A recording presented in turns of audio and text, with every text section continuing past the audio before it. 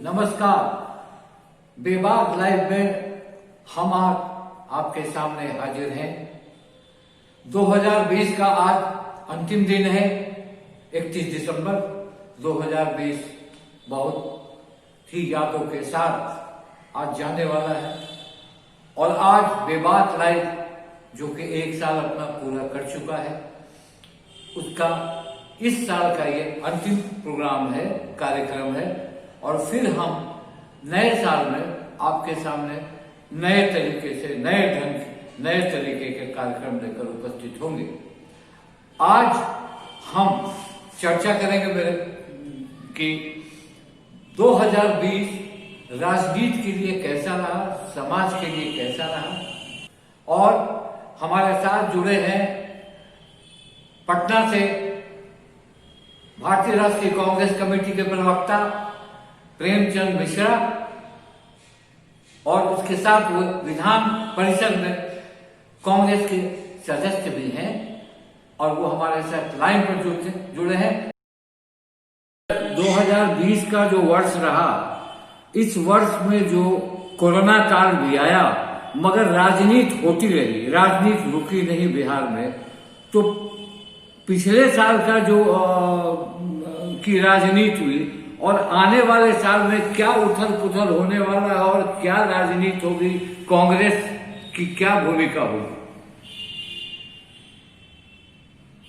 देखिए, 2020 पूरे विश्व के लिए परेशानियों वाला वर्ष रहा कोरोना के मामले को लेकर। और बिहार भी उसे अछूता नहीं रहा। हमने कई प्रकार की कठिनाइयों को देखा। बड़ी आबादी कई प्रकार के समस्याओं से जूझती नजर आई। लगभग 13,000 के करीब लोगों की मौत हो गई कोरोना की वजह से। पटना के आसपास बिहार का खाता देखें तो 13,000 के करीब लोगों की मौत हो गई। लाखों लोग संक्रमित हुए। तो यह पूरे जनजीवन को प्रभावित किया है। और पूरे साल पूरे राज्य के लोग परेशानियों में रहे। बीमारी को लेकर तरह तरह की परेशानियां हुई। बच्चों का पढ़ाई लिखाई एक तरह से बंद हो गया। गरीबों मजदूरों के समक्ष कई प्रकार की कठिनाइयां आ गई। जो रोज कमाने खाने वाले लोग थे, उनके लिए कठिनाइयां आ गई। हमारे हेल्थ सेक्टर के लोगों ने बेहतरीन काम किया, इसमें कहीं तो बात नहीं। रिस्क लेके वो काम करते रहे। लेकिन हमारे पास वो भी हम लोग देखा कि जो इंफ्रास्ट्रक्चर होना चाहिए था हेल्थ के मामले में, वो उसकी कमी थी। तो वो उस लेवल पर हम उतना बेहतर काम कोरोना के मामले में बिहार में नहीं कर पाए। सरकार की तरफ से जो प्रयास होने चाहिए थे वो हुए, लेकिन अप टू द मार्क नहीं था।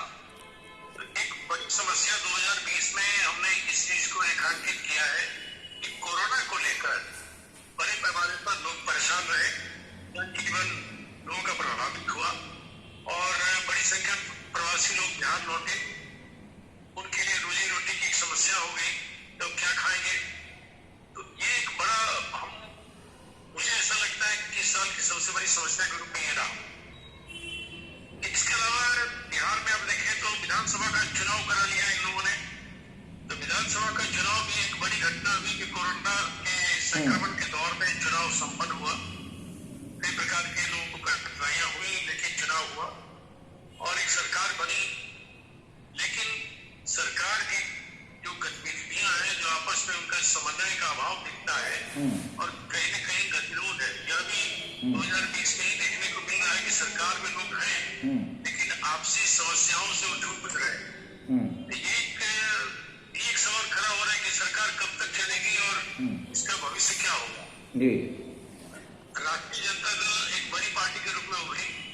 2020 में बिहार के लोगों ने यह भी देखा जो सबसे बड़ी पार्टी है वो विपक्ष में है और जो दूसरे और तीसरे नंबर की पार्टी है वो सत्ता में है। तीसरे नंबर का पार्टी का नेता मुख्यमंत्री है। यह सब भी 2020 में लोगों ने देखा बिहार में। मैं समझता हूँ कि बिहार की अर्थव्यवस्था थोड़ी प्रभावित हुई। किसानों को लेकर एक समस्या है जो राष्ट्रव्यापी है, वो बिहार में उससे अछूता नहीं है। लोगों को MSP को लेकर, धान खरीद को लेकर के कठिनाइयां हुई है। और एक बड़ी समस्या हम लोगों ने देखी 2020 में पूरे साल लॉ एंड ऑर्डर को लेकर बड़ी चुनौती रही सरकार के लिए। ये आपराधिक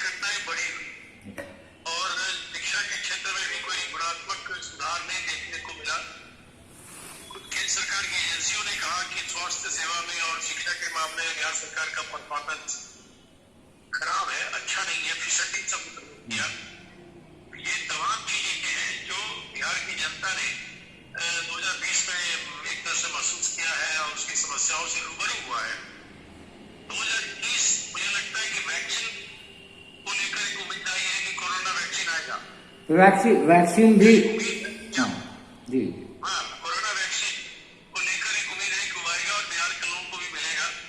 पूरे विश्व में मिलना है, देश में मिलना है, यहाँ मिलेगा। तो यह एक नई उम्मीद है कि नए साल की शुरुआत में हम इस बीमारी से, जो लोगों के अंदर एक साइकोलॉजिकल भय है, लोगों ने कहीं अपने आसपास मैं एक सवाल, मैं आपसे एक सवाल पूछूंगा। 2021 में जब नया वर्ष शुरू होगा, उसके बाद जो बिहार में राजनीति होगी और राजनीति अपने चरम पर होगी, जैसे संकेत मिल रहे हैं, उसमें कांग्रेस की भूमिका क्या होगी? कांग्रेस का क्या स्टैंड है? कैसे इस माहौल में कांग्रेस अपने को एकोमोडेट करे? देखिए, हमारा मानना है कि 2021 की शुरुआत में ही राजनीतिक अस्थिरता के वातावरण बन रहे हैं जी, और उसके दोषी हैं सत्ता में बैठे दोनों बड़ी पार्टियां। सामंजस्य का भाव है और कुछ कई बिंदुओं पर अंतर विरोध है। तो ऐसा नहीं लगता कि नीतीश कुमार जी इस परिस्थितियों में ज्यादा दिनों तक सरकार को खींच पाए। जी, सरकार चलाने में उन्हें कठिनाइयां आएंगी और हो सकता है कि यहाँ नए राजनीतिक समीकरण बिहार में बने, उसकी संभावनाओं से हम इनकार नहीं करते। और जब नए समीकरण बनेंगे तो निश्चित तौर पर उसमें कांग्रेस की भूमिका होगी। हमारे पास 19 विधायक हैं और अगर हम अपने गठबंधन को अगर देख लें तो लगभग 110 विधायक हमारे साथ हैं और 120 विधायक सत्ता पक्ष में। तो 8-10 फिगर भी इधर से उधर अगर होता है तो कुछ भी कहा नहीं जा सकता कि बिहार की राजनीति में क्या करवट नहीं पड़ा। मगर कुछ देखते, मगर ये देखा जाता है कि आपके महागठबंधन में जब आपकी संख्या बल कम नहीं है, 110 है, मगर आपस में जैसे कभी आपके दल से आरजेडी के खिलाफ बयान, कभी उधर से, तो ये एक विश्वास में कमी दिखती है। और एक और सवाल है, फिर आप बताएंगे कि अभी जो ऑफर नीतीश कुमार जी को मिल रहा है कि आप प्राइम मिनिस्टर कैंडिडेट होइए और हम लोग आपको प्राइम मिनिस्टर का उम्मीदवार घोषित करते हैं, क्या लगता है इसमें आपको? इस तरह के ऑफर को मैं अनावश्यक मानता हूँ और ये इस तरह की बात करना बेमानी है। और ये ऑफर वो लोग दे रहे हैं जो अपने अपने दलों के अधिकृत लोग नहीं है। जी, अगर आरजेडी ने ऐसा कोई ऑफर दिया तो वो ऑफर तेजस्वी यादव जी की तरफ से आना चाहिए, यादव जी की तरफ से आना चाहिए। अभी आप सुन रहे थे प्रेमचंद मिश्रा जी को, और हमारे स्टूडियो में उपस्थित है दिलीप निराला जी, जो भाजपा के जिला अध्यक्ष भागलपुर के हैं, और दूसरे हमारे जो मेहमान हैं वो है चंद्रशेखर प्रसाद यादव, जो राष्ट्रीय जनता दल के जिला अध्यक्ष भागलपुर है। तो आज का विषय है कि 2020 जाने वाला है। 2020 में बिहार में कोरोना तो था ही, उससे कोई बचा नहीं था, मगर राजनीति जो थी बिहार की 2020 में बड़े चरम पर थी, क्योंकि 2020 में विधानसभा के चुनाव हुए थे। तो मैं सबसे पहले दिलीप जी से पूछता हूँ कि 2020 में क्या उन्होंने महसूस किया, किस तरह की राजनीति बनी, किस तरह के चीजें सामने आई, राजनीति में क्या बदलाव आया? मूल रूप से 2020 ईस्वी में एक तो कोरोना नामक महामारी पूरी दुनिया के लिए एक समस्या थी, लेकिन अगर आप देखें तो बिहार सरकार के प्रयास से कोरोना बिहार में वो रूप नहीं ले सका जो भारत में भी महाराष्ट्र या अन्य राज्यों में लिया। इस कारण बिहार उस दृष्टिकोण से थोड़ा कम प्रभावित राज्य में रहा। दूसरी बात रही कि यहाँ जो विधानसभा के चुनाव होने वाले थे, लगातार 15 वर्ष से बीच के 2.5 वर्ष छोड़ दिया जाए, 2015 से 2017 के कुछ महीनों तक तो एनडीए की सरकार रही और आदरणीय नीतीश कुमार जी के नेतृत्व में बिहार में एक सरकार, लोकप्रिय सरकार चल रही है। और विधानसभा के चुनाव थे तो 15 साल में एक थोड़ा एंटी इनकमेंसी का एक माहौल थोड़ा बन जाता है। लेकिन विपक्ष की नकारात्मक राजनीति का बिहार की जनता ने मुंह तोड़ जवाब दिया और फिर से 5 साल के लिए एनडीए की सरकार बनी है। और बिहार के हित में एक बहुत अच्छा निर्णय हुआ। आदरणीय नीतीश कुमार जी ने तय किया है कि अगले 5 साल वह सिर्फ सरकार के कामकाज के रूप में ही ध्यान देंगे और पार्टी के लिए उन्होंने आरसीपी जी को एनडीए की सरकार 15 साल थी कि 13 साल थी? हमने बतलाया कि बीच में 2015 से 17 का 13 छोड़ दिया जाए, तो बाकी नीतीश कुमार जी के नेतृत्व में ही एक सरकार चलती रही है 2005 से। तो नीतीश कुमार जी ने 2025 तक पूरी तरीके से सरकार और बिहार के विकास के लिए अपने को समर्पित करते हुए जनता दल के अध्यक्ष पद को त्याग दिया और आरसीपी जी को इसकी जिम्मेवारी दी है। यह एक बिहार के लिए अंत एक बहुत सार्थक है। अच्छा, मैं आपसे जनता दल यूनाइटेड में नीतीश कुमार जी ने अपना पद छोड़ा। पद उन्होंने नैतिकता के आधार पर छोड़ा, जानबूझ के नहीं छोड़ा। उन्होंने ये कहा कि चूँकि मेरे दल का परफॉर्मेंस अच्छा नहीं हुआ इसलिए मैं इसे त्यागता हूँ। और तब उन्होंने आरसीपी रामचंद्र प्रसाद जी को, जो उनके काफ़ी करीब काफ़ी खास लोग थे, उनको बनाया। तो ये घटनाक्रम हुआ। मगर उसके बाद जो स्थितियां आई, आप बताएं कि इसके बाद जो चुनाव हुए, चुनाव में आपकी पार्टी, आपका गठबंधन 110 सीटों पर आया और आप कुछ ही सीटों से वंचित हुए। तो आप उस पर बताइए, आप क्या कहना चाहते हैं? सबसे पहले तो मैं जो आज हमारा पुराना साल जो है, जिसमें खट्टी मीठी अनुभव हमारे राज्य के आम आवाम को हुआ,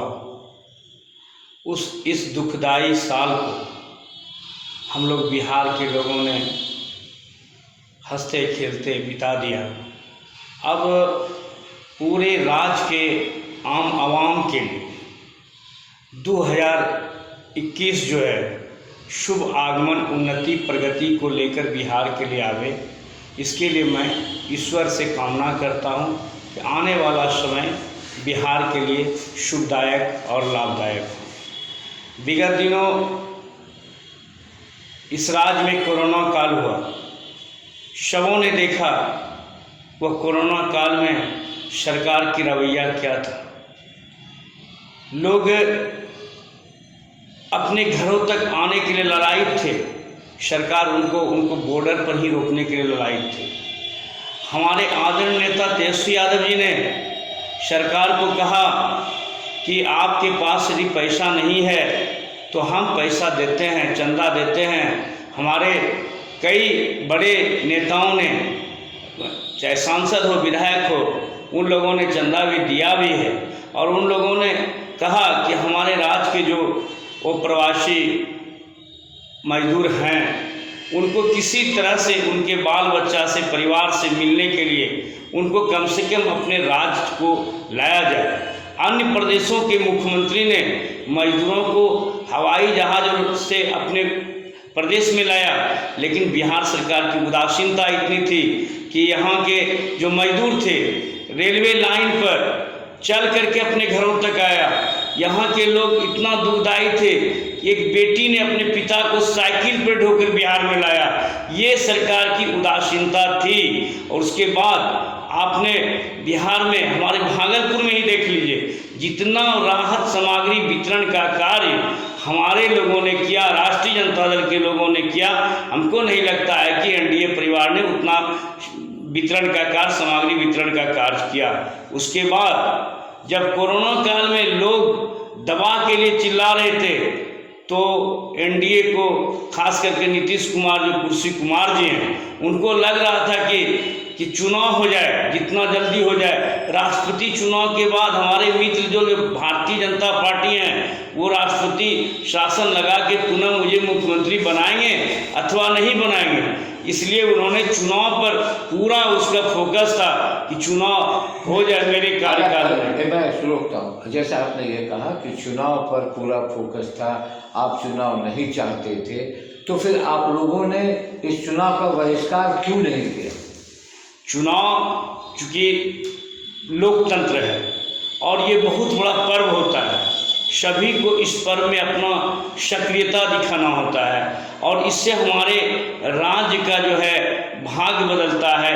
जो मुख्यमंत्री बनते हैं, जो अच्छा हम लोग का, जैसे आज मुख्यमंत्री नीतीश कुमार जी बन गए, आज हम लोग का मुख्यमंत्री आदरणीय नेता तेजस्वी यादव जी बनते तो हम लोग सामाजिक न्याय और धर्मनिरपेक्षता के क्षेत्र में कार्य करते हैं। और आप देखें किस तरह चोर दरवाजे से ईवीएम मशीन का गिनती जो आज तक 4 बजे तक समाप्त हो गया था जब से ईवीएम मशीन लागू हुआ, लेकिन इस बार बिहार में पहला बार ऐसा बिहार में पहला बार ऐसा हुआ, सुनिए आप, बिहार में पहला बार ऐसा हुआ कि 3 बजे भोर तक मतों की गिनती हुई और किस तरह मतों का चीरहरण किया गया। हमारा कम से कम 20 से 22 सीट को बेईमानी कर लिया गया जबरदस्ती। उसके बाद हमारे लोग चुनाव आयोग से दरखास्त किया, उसके बाद अभी हमारे दल के कुछ लोग उच्चतम न्यायालय का भी दरवाजा खटखटाए हैं। ये देखिए, आप जब न्यायालय का दरवाजा खटखटाए हैं, न्याय का तो अब इंतजार करना पड़ेगा आपको, तब पता चलेगा कि ये सही था या गलत। मगर तेजस्वी यादव ने विधानसभा में इस हार को माना और कहा कि हाँ, ये मैं मानता हूँ कि ये सरकार जो हुआ, अब सरकार बन गई। उन्होंने विधानसभा में इस बात को माना। अब आप बताएं, जो इन्होंने आरोप लगाया, ये आरोप बहुत दिनों से लग रहा है भाजपा पर, जनता दल यूनाइटेड पर, कि बहुत कम मार्जिन से लोगों को हराया गया। ये इनका, देखिए सर, जनता ने जो मैंडेट दिया है, आज भी बिहार में सबसे बड़ी पार्टी के रूप में राष्ट्रीय जनता दल उभरी है, उनको न्योता देना चाहिए। लेकिन चुनाव पूर्व गठबंधन को निमंत्रण दिया राज्यपाल ने, लेकिन बिहार में सबसे बड़ी पार्टी के रूप में राष्ट्रीय जनता दल उभरी है। जनता का मैंडेट तेजस्वी यादव को सीएम बनाने का था। ये होता है, ये तरीका ये होता है कि जब आप गठबंधन में लड़ रहे होते हैं तो बीजेपी को वो नहीं बुलाते उधर से, आपको वो गठबंधन को बुलाए। महागठबंधन अगर आता तो उसको बुलाते, और उनकी संख्या ज़्यादा था तो उनको बुलाए। आप ये बताइए, आरोप जो हमेशा लगता है, ये लगता रहा 20 में, अब 21 का है, 21 की राजनीति कुछ अलग बदल रही है और कुछ बदलने वाली दिख रही है। आप ये बताएं कि ये आरोप को आप कैसे खारिज करते हैं? देखिए, कबीर ने लिखा है, माया न मरी न मन मरा, मर गया शरीर, इच्छा तृष्णा न मरी, कहवे दास कबीर। तो तेजस्वी यादव के मन में जो है ना, वो इच्छा उनकी नहीं मरी। आज तक पूरे भारत में, या हमें लगता है कि दुनिया में, चुनाव के रिजल्ट आने से पहले अपने जन्मदिन पर 9 नवंबर को पूरे पटना में भावी मुख्यमंत्री तेजस्वी यादव का कर, आज तक रिजल्ट आने के पहले आपने कहीं ऐसा देखा है? ये मन में जो इच्छा है ना, वो तड़पड़ा रहा है, कैसे मुख्यमंत्री बन जाए। अरे नीतीश का तो उंगली पकड़ के एक बार मुख्यमंत्री बने। नीतीश कुमार ने कृपा की कि 2015 में कृपा तो नीतीश जी इस बार 40 सीट ये इनका दीवा स्वप्न रह गया। और देखिए, गद्दी के लिए, सुन लीजिए एक मिनट मेरी बात, गद्दी के लिए चुनाव से पहले राष्ट्रीय जनता दल के किसी भी पोस्टर में न लालू यादव दिख रहे थे, न राबड़ी देवी दिख रही थी। और अभी 21 दिसंबर को जब पटना में बैठक हुआ तो लालू भी फोटो में थे, राबड़ी भी थी, यानी बिहार के दोस्त के लिए फोटो लग गया लालू और राबड़ी का। वो सुन लीजिए, मेरी बात को भी सुनिए। कोरोना का भी आया था, कोरोना काल में तेजस्वी यादव कहाँ थे? दिल्ली में थे या नहीं थे? पटना में थे? बिहार में कहीं दिखे? आप एक दिन का उनका दिखा दीजिए कि वो कोरोना काल में बिहार में कहीं रहे हैं। दिल्ली में थे। और जब एक न्यूज़ चैनल ने, मैं चैनल का नाम नहीं लूँगा, उसके पत्रकार ने तेजस्वी जी से पूछा कि तेजस्वी जी आप पटना में नहीं है, दिल्ली में है क्या? तो उस पर गाली गलौज पर उतर गए। तो ये तो है, ये तो तड़प है कि कैसे मेरे परिवार ने 15 साल राज किया, अब कैसे यह राज मेरे हाथ से निकल गया। और धर्मनिरपेक्षता की बात करते हैं आप, एक समीकरण बनाते हैं, समीकरण। देखिए सर, उस कारण चुनाव की राजनीति करते हैं कि धर्मनिरपेक्षता, ये जातिवादी और मुस्लिम तुष्टिकरण की राजनीति करने वाले धर्मनिरपेक्षता की बात करते हैं। इसलिए पूरी बिहार की जनता ने, तेजस्वी जी ने, हम लोगों ने चुनाव जीता और पूरे बिहार का जनता का अपार जनादेश मिला है। तेजस्वी जी ने कभी अपने आप को भावी मुख्यमंत्री तो नहीं लिखा। उनको जो मत दिया, भारी मत जो बिहार के लोगों ने दिया, वो बिहार के लोगों ने उनके लिए भावी मुख्यमंत्री शब्द लगाया था, लेकिन तेजस्वी जी ने तो कभी अपने लिए नहीं लगाया। और जहाँ तक बात आशा तृष्णा का, तेजस्वी जी बिहार का भविष्य है, आने वाले समय में बिहार का मुख्यमंत्री हैं। रहा बात कि आशा तृष्णा का, तृष्णा तो इतना जग गई कि अपने ही साथी का 6 विधायक को अरुणाचल प्रदेश में तोड़ दिया। और बिहार में भी आने दीजिए समय, देख लीजिएगा इसका क्या लोलुपता है सत्ता का। प्रधानमंत्री जी के बारे में आपने पहले कहा कि देश की बात नहीं, बिहार की बात होनी चाहिए। मैं आपको बता देना चाहता हूँ, इस सरकार में चुनाव छोड़ के कोई बात नहीं होती है। किस राज्य में चुनाव जीतना है उस पर फोकस होता है, विकास की बात कुछ नहीं होती है। और रही बात उसका, धीरे धीरे बिहार में भी जनता दल यूनाइटेड के, भारतीय जनता पार्टी के लोग लगे हुए हैं उसको तोड़कर हम अपना सरकार बनाएं। नीतीश कुमार को सिर्फ एक मोहरा बना दिया है। यदि नीतीश जी को नैतिकता होगा तो नैतिकता के आधार पर उनको त्याग देना चाहिए। अगर ऐसा होगा, अगर एक मिनट में बता रहा हूँ, अगर ऐसा आपको दिख रहा है तो अगर तेजस्वी यादव को प्रधानमंत्री या भाजपा कहे कि आप मेरे साथ सपोर्ट करें, क्या तेजस्वी यादव सपोर्ट नहीं देंगे? वो मेरा प्रिंसिपल ही नहीं है। हम लोग का सिद्धांत है सामाजिक न्याय और धर्मनिरपेक्षता, जो हमारा उनसे टेली नहीं कर सकता है। अभी हमारे साथी ने कहा, मुस्लिम समाज पर कमेंट किया, आपने देखा, तुष्टिकरण मुस्लिम समाज पर। अरे मुस्लिम भी तो हमारा ही देश का नागरिक है। यहाँ तो भारत धर्मनिरपेक्ष राष्ट्र संविधान में वर्णित है। आप क्यों इसको भगवा राष्ट्र बनाना चाह रहे हैं? संविधान को जो बनाया अम्बेडकर जी ने और उसमें जो लिख दिया धर्मनिरपेक्षता, वो भी हमारा ही अंग है। ऐसा क्या लगता है आपने, जैसे आपके विचार में ये लगता है कि ये हो, क्यों नरेंद्र मोदी हर एक जगह जीत रहे हैं? क्या वजह है इसकी? अगर मान लिया कि वो भगवा राज बनाना चाहते हैं तो हम तो मजबूत नहीं है ना, तो हम क्यों हर स्टेट में नरेंद्र मोदी जी जीत रहे हैं ना। मध्य प्रदेश में विधायक को तोड़ दिया, अरुणाचल प्रदेश में विधायक को तोड़ लिया। ये तो कैपिटलिज्म पूंजीवाद की पार्टी है।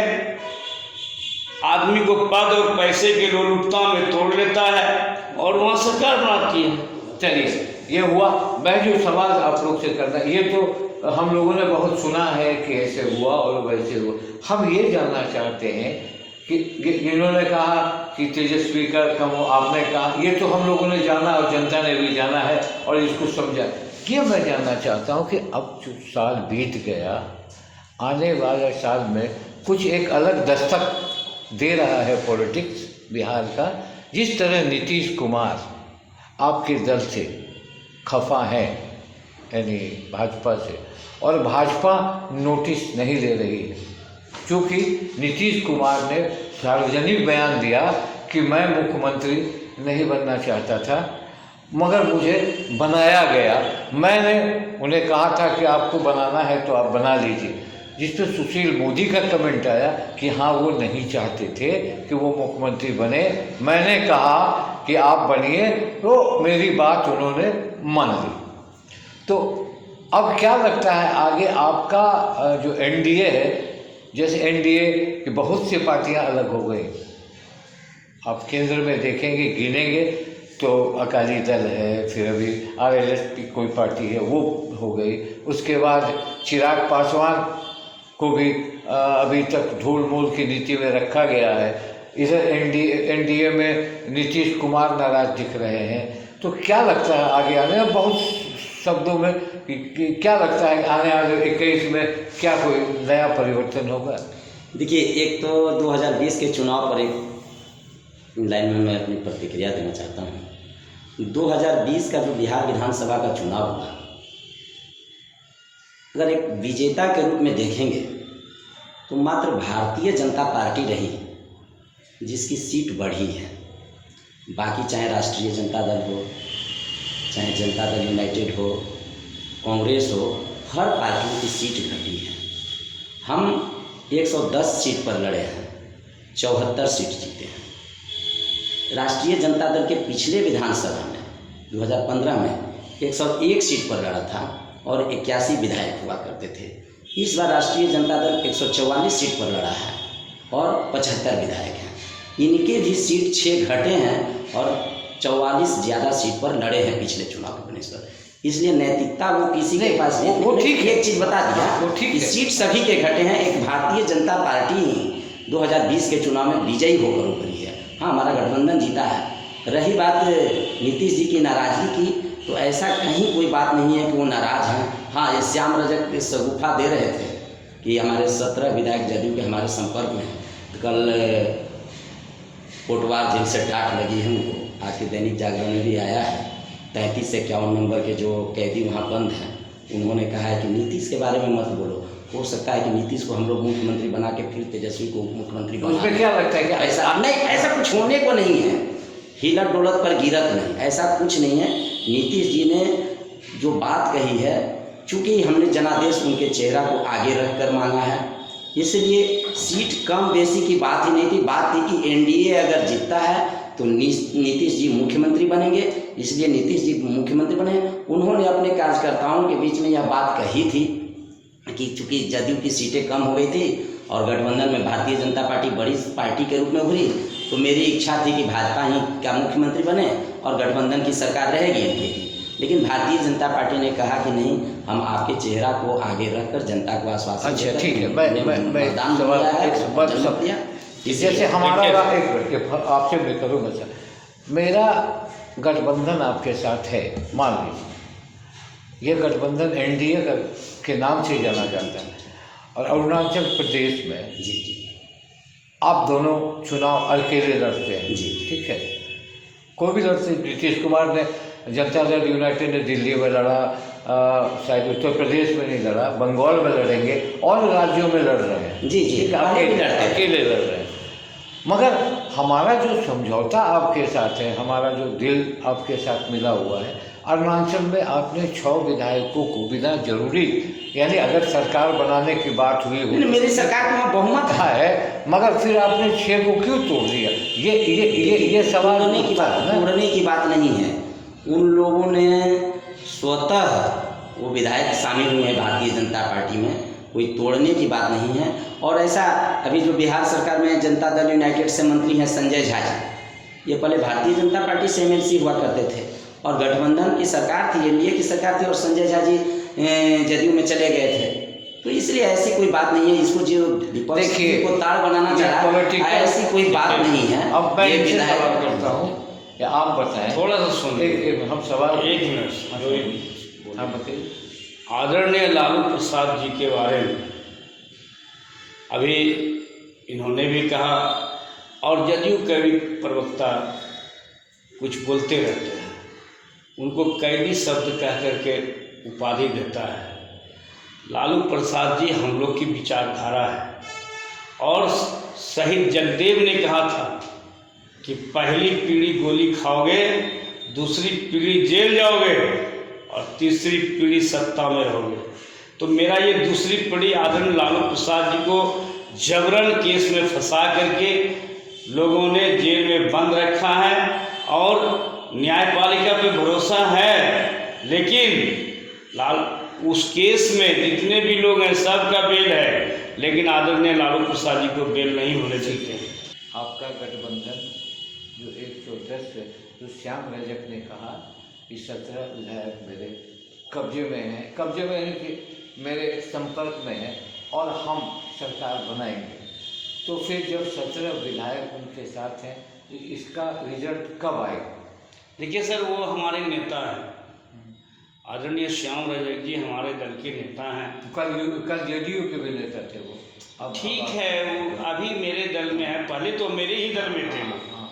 उनको और उनका सोच, वो किन से संपर्क किए हैं वो, या उनसे कौन संपर्क में है, ये बात तो मैं नहीं कह सकता हूँ। लेकिन आने वाला 2021 हम लोग को लग रहा है कि हमारे विरोधियों ने हो दीपावली मनाने का काम किया है, हम लोग होली जरूर बनाइएगा। मगर जो तेजस्वी यादव ने कहा है अपने नौजवान साथियों को, तेजस्वी एक युवा चेहरा बन के उभरे हैं, इसमें दो मत नहीं है, वो युवा चेहरा बना है। और उन्होंने कहा है कि जो 10 लाख नौकरी हम एक कलम पर देंगे वो तो देंगे ना। निश्चित देंगे। हमारे विरोधी बोले हैं कि जब मेरी सत्ता आएगी तो हम 19 लाख नौकरी देंगे कैबिनेट में पास किया, कैबिनेट में। और अब जो है 1 महीना 2 महीना से ऊपर हो गया, लेकिन अभी तक कोई विज्ञापन भी नहीं निकला है। और समय आने दीजिए। रोजगार की बात कर रहे हैं, विज्ञापन की बात नहीं कर रहे। 19 लाख लोगों की बारे में बात कहे हैं ना, समान काम समान वेतन बोले हैं ना, आशा दीदी जीविका दीदी को रोजगार देने की बात है ना, तो आने वाला समय में हमारे नेता मकर संक्रांति के बाद धन्यवाद यात्रा पर पूरे बिहार में निकलेंगे। और हम लोग ने आंदोलन का रूपरेखा तैयार कर लिया है कि यदि हमारे युवाओं को 19 लाख युवाओं को रोजगार नहीं देगा, आशा दीदी जीविका दीदी को और काम नहीं मिलेगा और समान काम समान वेतन नहीं देगा, और किसान के मुद्दे पर देख रहे हैं हमारा किसान बॉर्डर पर कड़कड़ाती ठंड में जो हमारे देश के अन्नदाता हैं वो अपना जान गंवा रहे हैं। अच्छा, आपको नहीं लगता कि किसान आंदोलन को सरकार जबरन लंबा खींच रही? आपको नहीं लगता है, आपके दल को नहीं लगता है कि वो किसान ठंड में जाड़ में सिकुड़ के बैठे हुए हैं, उनकी तो कुछ जरूर परेशानी होगी तब बैठे हुए हैं? तो ये लंबा जो माहौल चल रहा है, कभी उन्हें खालिस्तानी बोला जाता है, कभी उग्रवादी बोला जाता है। अगर खालिस्तानी है तो उन्हें जेल में बंद किया जा रहा है, और नहीं अगर पूरे देश की, आप कहते हैं कि पूरे देश के किसान नहीं मान रहे हैं इसको, इस आंदोलन को नहीं मान रहे हैं, मगर किसान जो है, अगर आपके 3-4 प्रदेश का किसान वहाँ खड़ा है, वो जो मजबूत किसान भी कहते हैं उसको, वो लोग बहुत खेती बहुत शानदार तरीके से आपके किसान की तरह खेती नहीं करते, वो बेस रखते हैं। तो क्या सरकार जैसे कल वार्ता हुई उसमें कुछ माना गया, फिर हड़ताल जारी है, ट्रैक्टर रैली बंद की गई है, और टिकैत जो है वो एकदम एडमेंट है कि नहीं ये तीनों बिल वापस लेना होगा। तो इसका क्या रिजल्ट होगा नए साल? देखिए, जो किसान हैं वो तो आंदोलन समाप्त भी कर चुके हैं और 4 तारीख को समाप्त भी कर लेंगे। ये जो अर्बन नक्सल सब है, ये जब किसान के लड़के देख लीजिए सर, देश के अन्नदाता को, देश के अन्नदाता के लिए लोग के मन में कौन सा उपाधि है, इसको भी देखिए, कितनी बड़ी बात है। नक्सलवाद कहता है हमारे देश के अन्नदाता को। इसके बाद के लड़के जब जवान CRPF में जब मारे जाते हैं नक्सलाइटों के द्वारा, तो JNU में जश्न मनाया जाता है उन जवानों की शहादत पर। और राहुल गांधी भी JNU में जाकर भारत तेरे टुकड़े होंगे वाले कन्हैया कुमार के साथ नारा लगाते हैं। उस किसान के लड़के इस सेना में गए हैं, वो जवान जब मारे जाते हैं,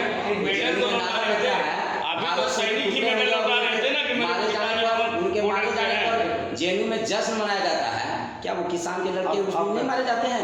जब ये लोग JNU में जश्न मनाते हैं, कन्हैया कुमार नारा लगाता है कि भारत तेरे टुकड़े होंगे इंशाअल्लाह इंशाअल्लाह, तो उस दिन कहाँ चला जाता है ये किसान? इसलिए हमारी सरकार ने, सुनिए, स्वामीनाथन रिपोर्ट कब आ गई थी? 2008 में आ गई स्वामीनाथन रिपोर्ट। 2014 तक डॉक्टर मनमोहन सिंह प्रधानमंत्री रहे, उन्होंने स्वामीनाथन रिपोर्ट को क्यों नहीं लागू किया? आज हमारी सरकार स्वामीनाथन रिपोर्ट को लागू कर रही है। पिछले बातों में अगर जाए 1 मिनट, तो 2013 में मैं बता रहा हूँ 2 मिनट, 2013 में कांग्रेस ने इसी तरह का बिल लाया था, किसान से संबंधित बिल। उस समय आपके दल के यानी भाजपा के लोगों ने पार्लियामेंट में, चाहे वो मर गई दिवंगत हैं उनको नहीं बोलना चाहिए, वो सुषमा स्वराज थी, और राज्यसभा में अरुण जेटली से लोगों ने ज़बरदस्त विरोध किया था। फिर वही बिल मिलता फिर वही बिल मिलता जुलता आया और कांग्रेस ने उसका विरोध कर दिया। नहीं, मेरा कहना है कि 2013 में मनमोहन सिंह की सरकार को बहुमत थी या नहीं थी? अल्पमत की सरकार थी क्या कि बहुमत की सरकार थी? मनमोहन की सरकार थी, बहुमत की सरकार थी ना सरकार? नहीं, बहुमत की सरकार थी। हाँ। 2013 में यूपीए की बहुमत थी। हाँ। तो मनमोहन सिंह ने जब अगर बिल लाया, पास क्यों नहीं कराए? नौटंकी करते थे, हम नौटंकीबाजी का विरोध किए। मनमोहन सिंह ने नौटंकी किया, जब बहुमत की तो विधेयक क्यों नहीं पास कराया? जब अमेरिका से परमाणु ऊर्जा पर विधेयक पास कराना था, सारी जनता पार्टी के सांसद और विधायकों को इस बात के लिए पूरे देश के किसानों से जैसा सब अपशब्द का व्यवहार इन लोगों ने कर रहा है। कभी उसको आतंकी कहता है, कभी उसको नक्सलाइट कहता है। अरे तुम भी किसी न किसी किसान के पुत्र हो। ये भारत का 90% जनता तो आप लोग ये बात हम लोग आंदोलन कर रहे हैं और करेंगे आगे तक। मैं बात खत्म करके ये चाहता हूँ कि 2021 जो आए वो अमन चैन से आए, हर पार्टी अपने दायित्वों का निर्वहन करे और 5 साल के बाद चुनाव आता है, सरकार जो भी काम करे करने दे, गलत का विरोध जरूर करे, मगर उन्हें 5 साल सरकार किसी को भी चलाने दे, तभी बिहार का विकास हो सकता है, नहीं तो बिहार का विकास संभव नहीं है। आप दोनों का यहाँ, चूँकि समय अब मेरे पास हो गया, आप दोनों का यहाँ आना अलग संदेश दे अपने पार्टी के। 2021 में आरोप प्रत्यारोप छोड़, संदेश एकदम आरोप प्रत्यारोप। 2021 में केंद्र सरकार हमारे किसानों के साथ न्याय करे। बिहार सरकार ने जितनी घोषणा किया है उस घोषणाओं पर अमल करे। बिहार की उन्नति और प्रगति के लिए राष्ट्रीय जनता दल हमेशा अग्रसर है और यदि उनके उन्नति की बात नहीं होगी तो सड़क पर उतर करके राष्ट्रीय जनता दल के कार्यकर्ता आंदोलन करेंगे उनकी खुशहाली के लिए। यही हमारा संदेश है। आपका संदेश दे। मेरा संदेश यही है कि 2021 हम जो घोषणा पत्र के माध्यम से जनता से जो जनादेश प्राप्त किए हैं, पूरे 5 साल में हम पूरे घोषणा पत्र को पूरा करके जनता के पास अपना रिपोर्ट कार्ड लेकर जाएंगे। 2021 में बस हम यही चाहेंगे कि विपक्षी दल को भी सद्बुद्धि आवे। अभी किसान आंदोलन के नाम पर तेजस्वी जी ने पटना में आंदोलन करवाया और अपने दिल्ली भागे, पटना में नहीं रहे एक दिन करके। तो इस तरीके से सद्बुद्धि दे वो पटना में ही रहें। और हमारे मित्र चंद्रशेखर जी ने जो कहा कि हम लोग आंदोलन करेंगे, मैं चाहूँगा कि तेजस्वी जी अब बिहार में ही रहे, लोग छोड़े और सुख सुविधा जो दिल्ली में मिलती है वो त्याग करके बिहार में जाएँ, थोड़ा गाँव में घूमें। गर्मी में जो तेजस्वी जी हमारे नेता हैं और युवा चेहरा है बिहार के, उनके ऊपर इनका आरोप सारा मिथ्या है। हमेशा बिहार में रहते हैं और बड़ा संजीदगी से हर एक मुद्दे। राहुल जी भी बराबर भारत में बीच में भारत आते हैं, ऐसे इटली में रहते हैं। मैं कामना करता हूँ कि एनडीए की सरकार जो बिहार में है, जो समझ रही है, वो 5 साल चले और आप भी आशा में रहें कि आपकी भी सरकार बन जाए। यही मैं कामना करता हूँ कि आप लोग दोनों का अपना अपना ये होता है, एम्बिशन होता है।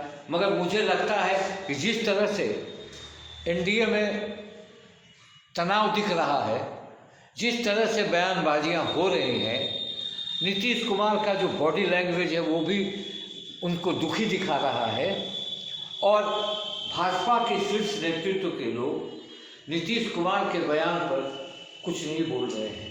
इससे ये लगता है कि कहीं ना कहीं कुछ प्रॉब्लम है। आने वाला साल बिहार के जनता के लिए आपने चुनाव जीता है और बिहार की जनता को आप तरह तरह से रिलीफ दें, उन्हें रोजगार मुहैया हो, उन्हें अमन सैन शांति रहे। यही कामना करते हुए इस साल को विदा करता हूँ।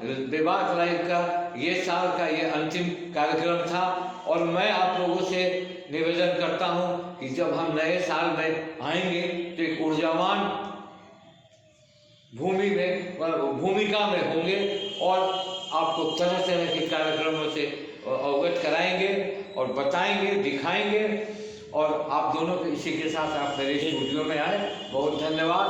और सभी दर्शकों आप लोग राजनीतिक में टेबल पर जरूर बहस करते हैं मगर टेबल के बाहर गले जरूर मिलते हैं। ये है भारत की स्वच्छ राजनीति। और मैंने भी देखा है कि बड़े बड़े राजनेताओं को देखा है, चाहे वो रामविलास पासवान हो, लालू से लड़ाई होता था, लालू प्रसाद से लड़ाई होता था, मगर जब उनके घर में कोई ब्याह और शादी होता था तो सब वहाँ खड़े होते थे। ये है भारत की खूबसूरती लोकतंत्र की। धन्यवाद, नमस्कार। मेरे इस बेबाक लाइव भागलपुर को आप शेयर करें, लाइक करें, कमेंट करें और हमें मजबूती दें। हम आपके सामने हमेशा उपस्थित रहेंगे। नमस्कार।